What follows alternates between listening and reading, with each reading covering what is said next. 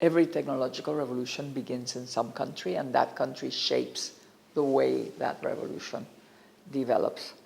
And up to now, the first two were in Britain. The whole of the 19th century was a British century. The third was a battle between Germany and the US trying to overtake Britain and Britain trying to hold on. Britain made the huge mistake of developing the world instead of developing itself. I mean, it didn't really invest in chemistry or electricity, even in steel, it did very little, whereas Germany and the US solidly went into that. One with the stock market, the other with the state, but both went very strongly. And they outranked Britain, and in the end, the US won over Germany because of the First World War.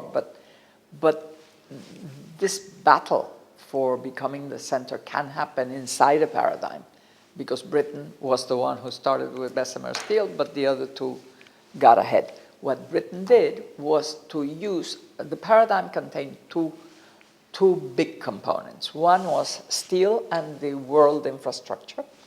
The other was electricity and chemistry. The US and Germany went very strongly into electricity and chemistry and did their own railways and their own ships. Of course, naval architecture became very, very important between Germany and the UK and partly the US, not very much. The US worried more about its internal railways and all that. I mean, with that huge country, of course, railways were a huge business, so they connected the whole of the US.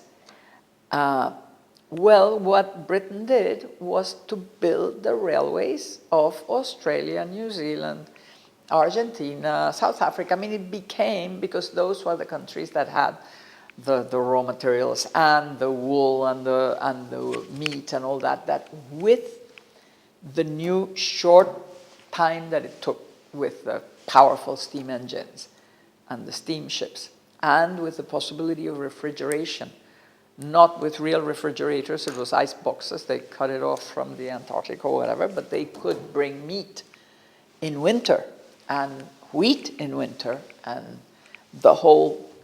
So the fact that Britain built all those ports and all those, the whole world network, and it abandoned